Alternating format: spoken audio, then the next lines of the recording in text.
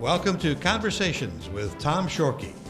Conversations explores the past, the present, and the future of the communities in which we live through the eyes of interesting individuals. Now let's join our host, Tom Shorkey. Welcome to Conversations. I'm your host for today's program, Tom Shorkey. With me today, we have a guest that is going to cover almost everything in our introductory statement. We're going to talk about the past, the present, and the future of the area we live in. Our guest today is our new superintendent of schools in the East China School District, Suzanne Cybulla. Welcome to the show, Suzanne. Thank you for having me. Well, if we're going to do past, present, and future, let's start in the past. Now, even though you've been gone from the area for quite a while before you came back 5 years ago to Marine City High School, you grew up here in St. Clair. Tell me a little bit about your background, family background, not so much for me, but for the audience at home who'll get a little better feel on who the new soup is. Okay. Tell me about growing up. I grew up here. I attended Eddy Elementary for first grade, and then when Gearing Elementary opened, I was one of the first classes, I was the first class that went over for the opening of Gearing. I remember driving over on the bus, and they had balloons and all of the fanfare for us going there. Attended Gearing Elementary, was at middle school, ECEC building, and then went to St. Clair High School and graduated there in 1986. Now, the interesting thing, you mentioned taking the bus over to Gearing. I think where you lived, you could have walked out the backyard and been on the playground in about 2 minutes. Yeah. Is that accurate? Yes, that is accurate. And then from then on, I was a walker. We walked to school every day. So, yes. Now, Mom and Dad weren't from St. Clair, though. No, they are Marine City Mariners. And my dad played on the Marine City football team. My grandmother is inducted into the Marine City Athletic Hall of Fame. Oh, really? Yes, yes. And it was so neat because in the hallway of the gyms at Marine City High School are all the plaques with the names, and my grandma's name is up there. So in the past 4 years, as I was working in those halls, when a particular day was giving me a struggle, I'd be able to walk by and look up and say, okay, Grandma, what do we need to do today, or how do we need to handle this? And you know, I learn something on this show every time I do it. Which grandma is on the wall? My Grandma Hill. Oh, Gladys is that right? Hill. Gladys is on the wall there. I did not realize that. Yep, for standing long jump. No kidding. Yes. Yeah. Wow. Yeah. All right. So she was a pioneer as well, with female athlete, you know, during her days in high school was a big deal. She was also the valedictorian of her class, and so at Marine City High School. So Mom and Dad were dyed-in-the-wool Orange and Black Mariners, and you and your sister Stephanie ended up graduating from St. Clair High School. So I would say you've probably got the entire East China School District pretty well covered. We do. At our family reunions, which we just had, it were Marine City and St. Clair. It's like, you know, we all come together in one spot and have a good time and tease each other a little bit. It's good. That's really good. You're going to graduate from St. Clair High, and you're going to go to college. Yes. What did you select and why? Michigan State University. And I chose Michigan State because I went to a football game there. And it was great because my first year there, they went to the Rose Bowl and won. And so from there, I got my master's at Wayne State University. So perfect. Yeah, it was a good time. Okay, were you always going to be a teacher? I mean, when you left St. Clair, I went out to Michigan State, besides worrying about the Rose Bowl, did you always think you were going to be a teacher, or did you have something else in mind? Well, like a lot of young minds, I was looking to, change the world and make a difference, and I went into counseling. That was my initial job out of college, and it was a very rewarding, but also very difficult. And I wanted to be able to make a greater impact. And so, upon reflection, getting into the education, getting into teaching, was what I wanted to do, and that's what I did do. I was able to get a job at Walled Lake Schools in Oakland County, a very large school district with a lot of different offerings going on, and I was able to have a lot of neat experiences there, and enjoyed it very much. And Walled Lake, for our audience at home, Walled Lake Schools was really one of the cutting edge schools in Oakland County, along with a number of others in that county, but you must have had some pretty fabulous opportunities working in Walled Lake. What did you teach? I taught chemistry and biology. And what was neat is we were trying a lot of different things. We did the professional learning communities, which we'll be working on here in East China. I taught in a 9th grade academy, which all 9th graders, it was a school of about 2,200 students. They have 3 high schools, all of them about 2,000 students. And so we tried to get our 9th graders acclimated quickly, and we did that in an academy setting, which was really neat. We looked at all different kinds of schedules, block scheduling, 4x4 scheduling, all different ways of delivering instruction, other than just the traditional 6 classes for 60 minutes. So we have a young educator, Oakland County, cutting edge of everything new and exciting, and the next thing we know, you're up north, as we like to say in Michigan, and you spent a significant amount of time with your career in the Northern Territories. Just briefly, give us a couple ideas. How'd that happen to start with? I taught in Walled Lake for 10 years, and my husband was running a software company, and we decided we needed a change, and we're looking for something different.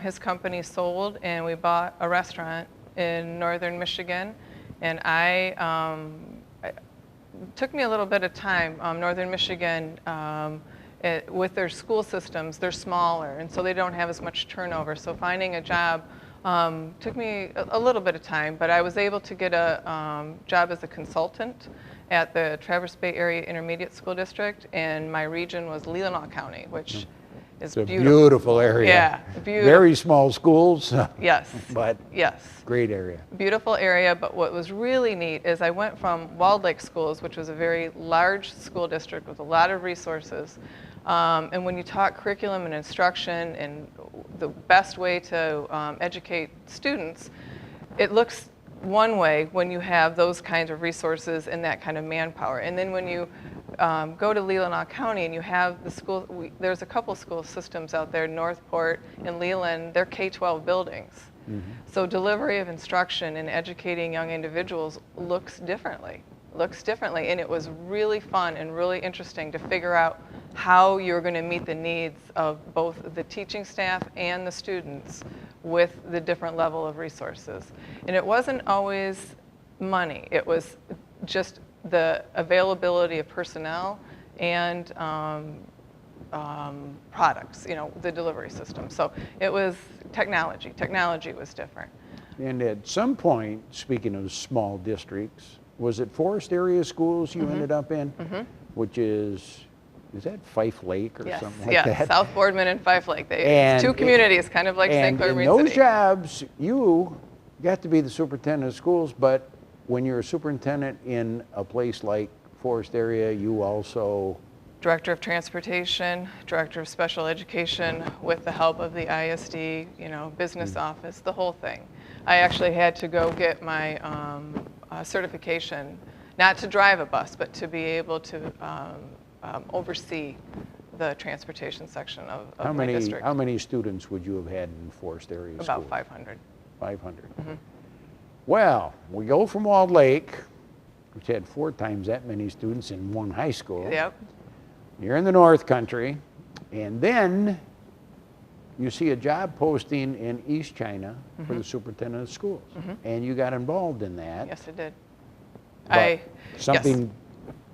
Tell me about what happened on that journey. Well, my husband and I had a daughter while we were in Northern Michigan, while I was the superintendent of schools for Forest Area, and I really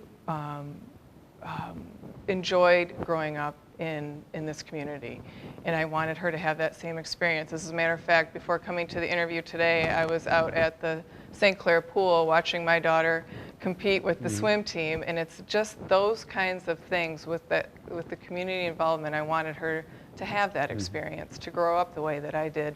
And so when the posting for East China Superintendent became available, I applied, came down for the interviews, and enjoyed the process, and wasn't selected at that time. The district went in a different direction. But what it allowed me to do was, the timing was good because I could get back up north. I had some things I needed to finish up there too, so that was good. And then shortly thereafter, the posting for Marine City High School became available.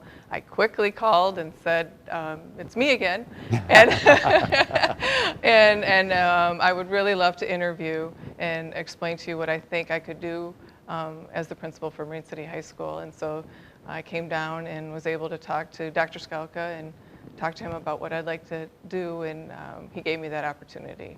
I've been forever grateful. So how many years were you principal at Marine City High School? 4 years, just completed 4 years. Give me a couple brag points about Marine City High. Well, of course, I'd be remiss if I didn't start off. My first year there, we won state championship for the football team. I mean, I got to get that out there. Yeah. And what an experience that was. Not only for the football team, but for the entire community. And they embraced me coming in, and they embraced this experience. And if you were down at Ford Field and saw the number of Marine City and St. Clair and East China community members down there supporting those kids, you know, the band, the cheerleaders, the football, it was amazing. And what a way for me to get an introduction to the school.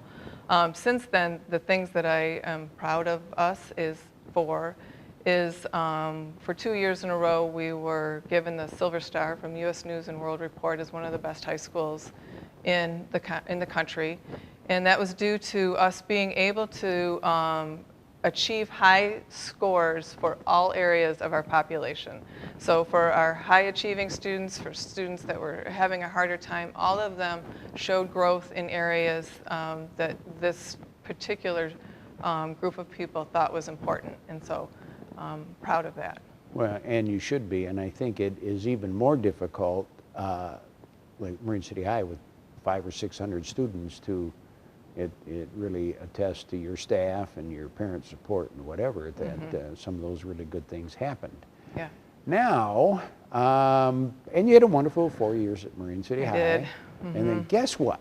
The superintendent job came up again. Yep. And the board unanimously selected you earlier this summer to be the next superintendent of schools for East China. What part of that appointment excites you the most? What are you really looking forward to this year? The thing I'm looking forward to most is creating the relationships with the entire staff of East China schools. I think that if I could pick a strength of mine, would be my ability to figure out what needs to get done and chart a pathway to do that. And the teachers in East China School District really need to have a voice in the decisions that are made in our district, and I want to help create that voice for them, and also tie in all of the other staff members and community members that have a stake in what we do every day. And so I'm excited to do that. I'm excited to build those relationships, get us moving in a direction that might be different. One of the answers when the board asked me what are you excited about, and I said writing our own story. We don't have to do things the way that they've been done. We don't have to do things the way someone else is doing them. We can do them the way that works best for us. And it might not look like anything anyone else has done before. It might look like what we need to have happen here. We have two separate communities. We have a list of things that we want to accomplish, and we just need to figure out how to do that as a group together.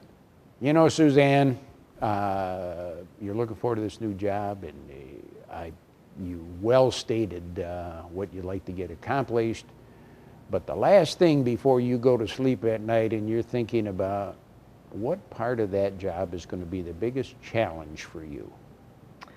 The biggest challenge for me, the thing that worries me the most, is the same thing that worried me from being a teacher to a consultant to principal to superintendent, is finding the best way to get opportunities for all kids. That's the, it's easy to pick a program, to pick a book series, to pick technology that you will fit one group of students. But what I worry about the most, what I think about the most, is how do we reach all of our kids?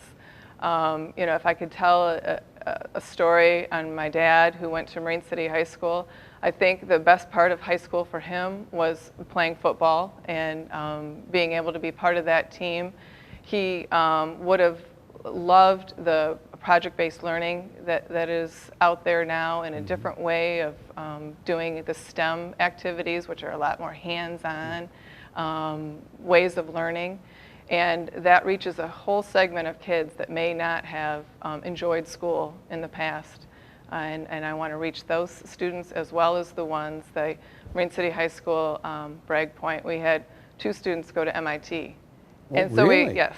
And so we want to reach and give those students those kinds of opportunities that they want to have as well. So that's what I think about. That's what I focus on, is what can we do as educators to reach all the students in our district, even though each one of them is going to learn a little bit differently. And for our audience at home, and sometimes there's a little bit of confusion about the role of the superintendent and the role of the Board of Education. I think it's important to specify that Suzanne, as the superintendent, is the one person that the Board of Education, which are 7 well-meaning, unpaid people that are responsible for decisions in the school district, but the day-to-day operation rests in the hands of the superintendent. So you'll probably find a number of things to worry about as you progress through the year. Who's been influential to you in your life? My parents, of course. They've always been supportive, always been there through every activity, whether it's a swim meet or a basketball game or a football game, always been there. In my professional world, I've had a lot of really great people, whether it was teachers or superintendents or people that I've worked for or with, that always put kids first. And so when days get hard or decisions get difficult and money gets sparse, I look to those individuals and what would they have done and where would they have placed their efforts. And so I try to follow their lead in the decision making. If you had the opportunity just to, not at a commencement address, but maybe with a small group of high school seniors, maybe even sophomores or juniors that have got a lot of life decisions facing them, what kind of advice would you have for today's 16, 17, 18-year-old? My advice to those young people would be to write your own story. Can I say that again? Sure. Absolutely. There are no rules. There are no the way you should do it. You should do it the way that you think is important, and you should follow your heart in your decision making, and find something that you love to do, find something that is important to you, and don't listen to any outside maybe negativity, but follow your dreams. There's so many students that think that maybe they need to be doing something in particular, and you don't need to. You just need to follow your heart. Now, what you may find, and I did many years ago, when you would go to a statewide meeting and you have East China on your name tag, and people would say, well, how long was the plane flight? If you have the opportunity now for everyone in our listening area, give me a 30-second commercial on why people should consider moving or being part of the East China School District. For the exact reason that I wanted my daughter to be raised here, I feel that this community, both Marine City, St. Clair, East China, all of us together, provide an opportunity for kids to feel important. And whether or not you have all the same options as a family, This area gives you so much support. If you want your kids to be involved in different activities, if you want them to have different levels of educational opportunities, this area has it all. The school system has it all. We have Project Lead the Way classes, which are our high-level engineering centered types of courses. We have classes that appeal to, in our arts, in our fine arts system, that appeal to a wide range of students. But if you want to feel like you belong somewhere, this community will do that for you. It's pretty amazing. If you had the chance to do something a little differently in your life, if you had a chance for a do-over, is there anything you would have changed in the last 30 years or so? No, I wouldn't. I wouldn't change the pathway that I've taken. It certainly wasn't a scripted one. But each time I had an opportunity in my career and in my life to challenge myself, I took the challenge, and it was great. It gave me the opportunity to be back here where I am now, with the ability to work with some pretty amazing people. The only thing as time passes that I wish could be done differently is I wish there was more time. Great. That would be about it. Well, thank you, Suzanne. For our audience at home, I hope you have found this interview with the East China School District Superintendent, Suzanne Cybulla, informative, interesting, and we all in this Blue Water area, especially in our school district, look forward to a very productive school year. And on behalf of Cable Channel 6 and Channel 902, I'd like to thank Suzanne for being our guest today on Conversations. Thank you, Suzanne. Thank you for having me. You've been watching Conversations with Tom Shorkey. Conversations explores the past, the present, and the future of the communities in which we live through the eyes of interesting individuals. If you have an idea for a future conversation, please contact us at www.watchctv.org. Thanks for watching Conversations with Tom Shorkey.